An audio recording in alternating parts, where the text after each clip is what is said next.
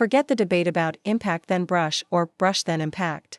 The drive brush happens simultaneously. It's just a matter of their ratio. Watch, when I get the ratio right, I don't make unforced errors. Today, we're focusing on the common mistakes when dealing with backspin. First, let me ask you all a question. When you loop against backspin, do you stand closer to the table or a bit further back? My principle is to avoid standing too close when looping backspin, as it restricts your backswing and body rotation. Standing too close prevents you from fully executing your hip and core rotation. Instead, you'll instinctively just lift the ball with your arm. My habit for both forehand and backhand loops is to maintain one arm's length from the table. If the ball is deep, my backswing naturally finds the power position without getting jammed. If the ball is half long, I can wait for it and still loop without being cramped.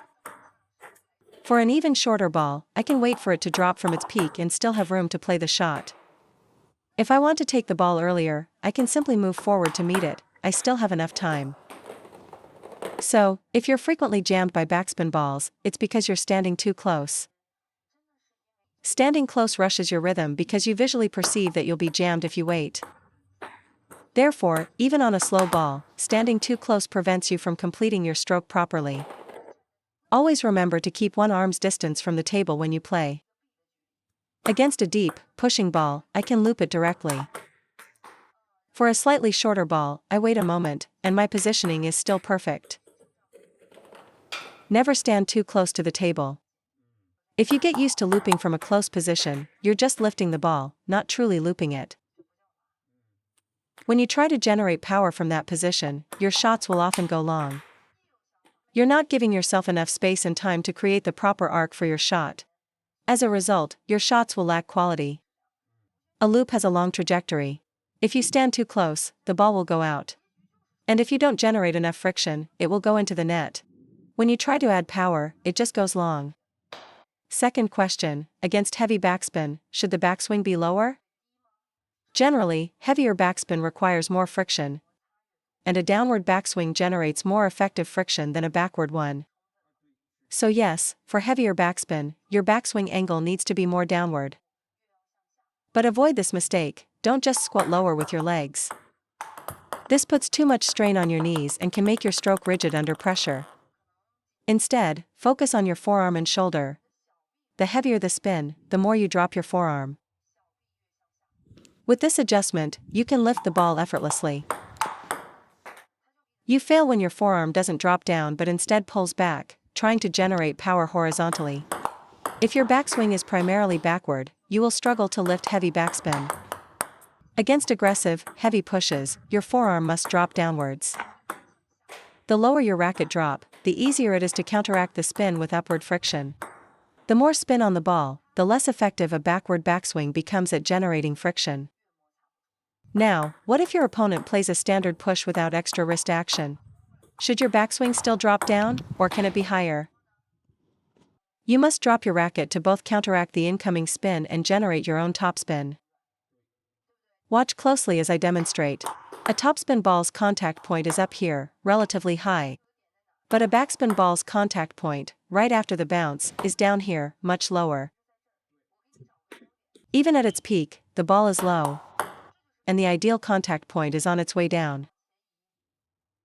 When I squat down to show you, you'll realize just how low the contact point is.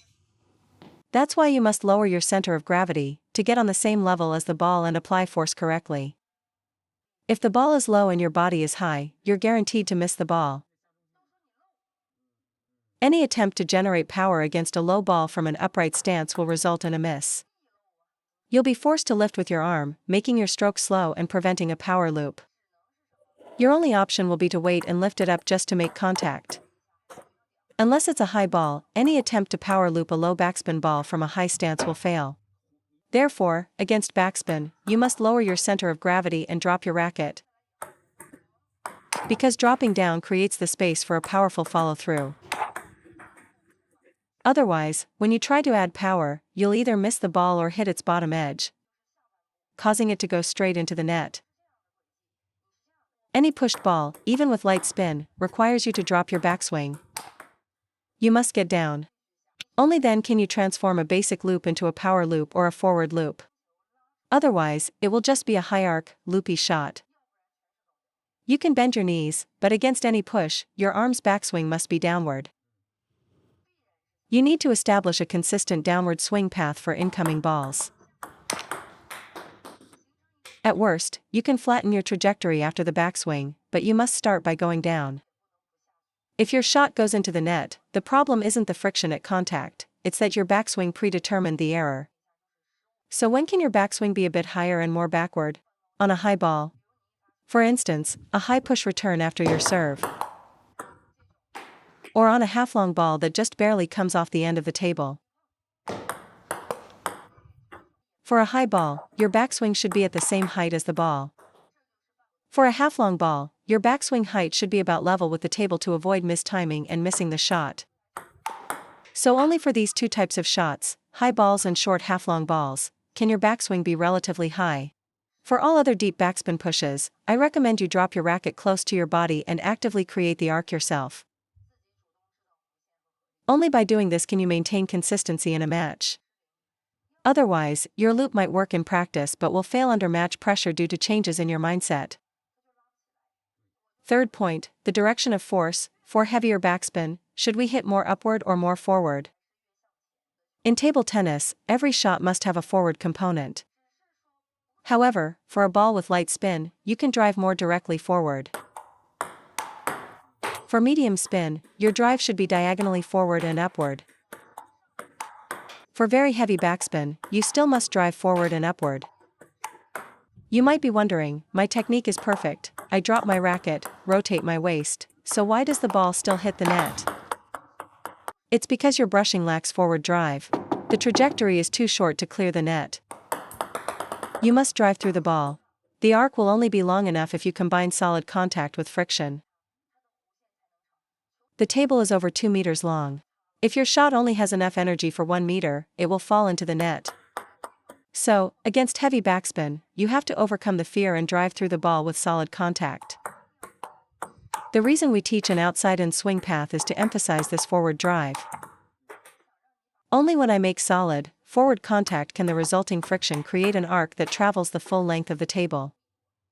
If you only brush upwards, the ball loses its forward momentum by the time it reaches the net. It gets stopped by the net because its forward drive is insufficient. So when you need to apply forward power, you must project the ball deeper.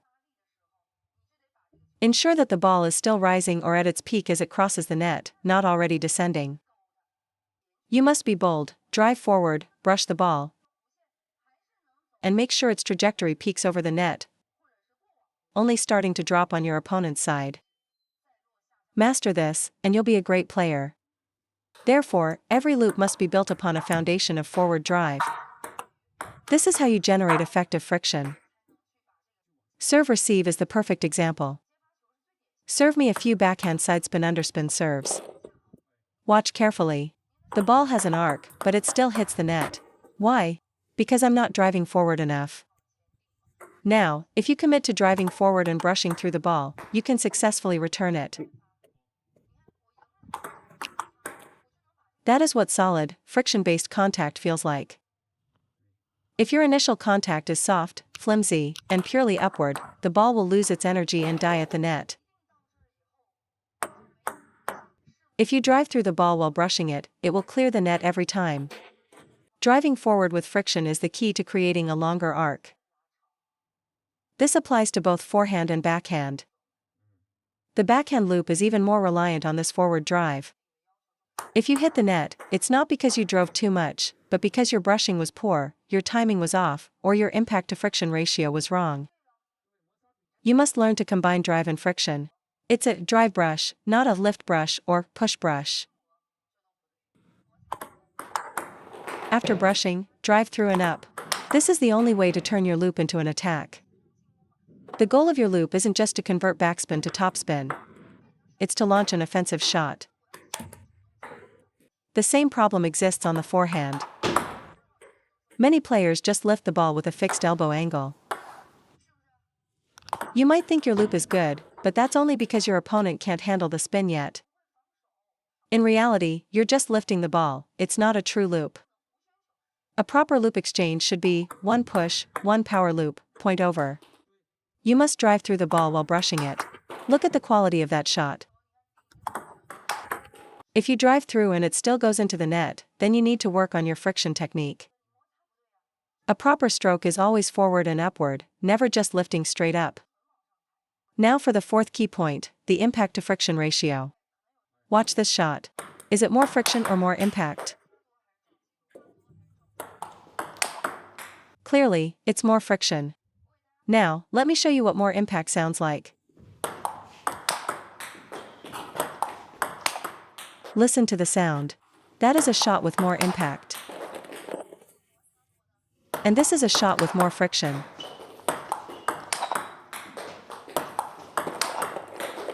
A good loop requires a combination of both impact and friction. You can't rely on friction alone. If you only use friction, you'll either fail to drive the ball and it will slip, or you'll produce a slow, high-arc loop that's easy to attack. If you use too much impact, your shot becomes a gamble.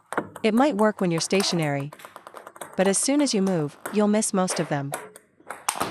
Therefore, a consistent backspin loop depends on a well-adjusted impact-to-friction ratio. For any backspin ball, your first priority is to secure the arc over the net. After that, you can treat it as a topspin rally. That's why I teach the drive brush concept. Drive through the ball for impact, brush for spin, then accelerate the forearm forward. That's the entire looping motion. Forget the debate about impact then brush or brush then impact. The drive brush happens simultaneously. Driving through the ball is the impact. Brushing the ball at contact is the friction. They must occur at the same time. It's just a matter of their ratio. You must understand this. To loop effectively, you need both impact and friction, executed simultaneously. You can't just brush in place, because if your forward drive is late, the ball will hit the net. Conversely, too much impact will cause you to lose control and hit the ball long. So you need to develop the feeling in your hand to adjust this ratio. A reliable loop is your lifeline in a match. Watch, when I get the ratio right, I don't make unforced errors.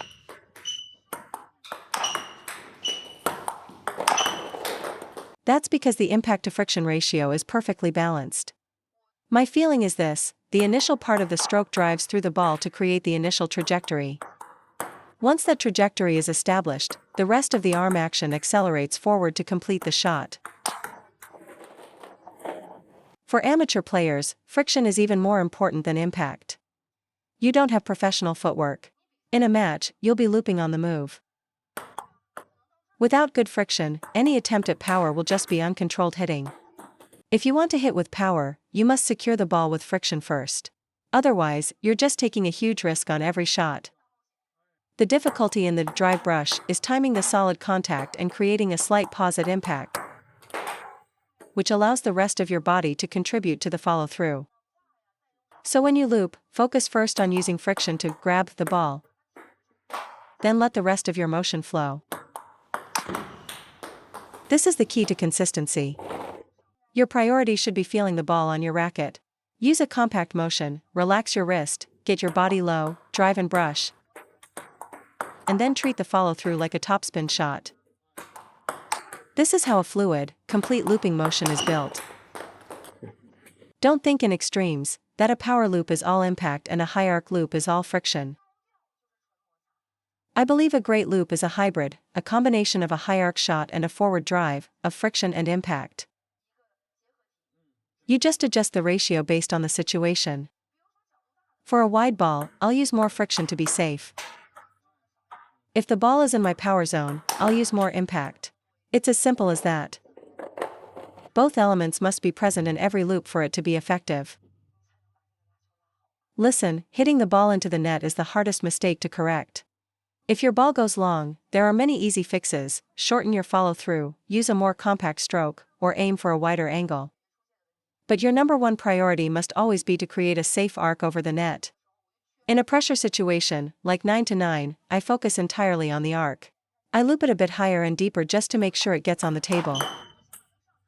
Besides, a high spinny loop is very difficult to defend.